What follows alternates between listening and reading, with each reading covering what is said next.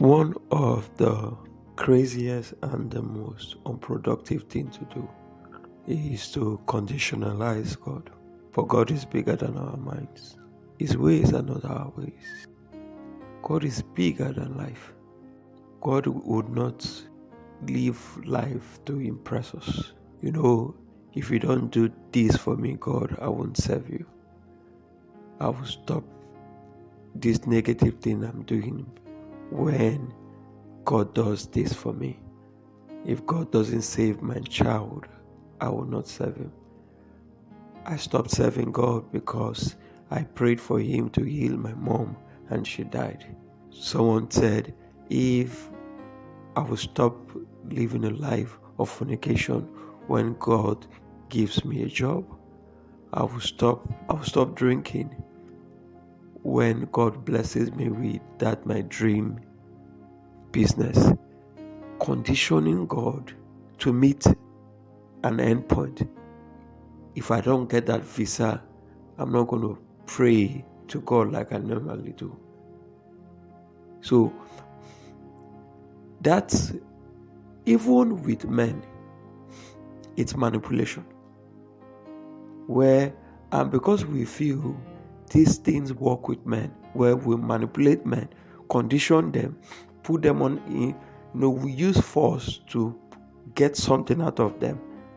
We feel it's the same routine with God. God is bigger than our mind. God started blessing us before we even asked of it. Do you know what it is to be in Christ Jesus? What price did you pay for your salvation? Somebody said, I stopped going to church because since I've been going to church, what important has he added to my life? It has been taken from until I make money, I won't go to church. The church you're going to, how much benefit is he having to God? The prayer you're praying, how much benefit is he having to God? Until we stop the madness of conditioning God, bargain, negotiation. God, if you don't do this, I will not do that. I will not do this for you. I pray to God. I didn't pass my exam, so because of that, I've stopped praying. Since you've stopped praying, have life gotten better? Since you stopped going to church, has life gotten better? These are questions that we must ask ourselves. No wonder Jesus said, we must begin to serve God from a conscious perspective, seeking where we can easily find him. And he said, God is a spirit. So anybody who truly wants to have a relationship with him must worship him in spirit and in truth. Creating that little box and expecting God to come and find himself in our box. So God must bless you in the way you have deemed it fit.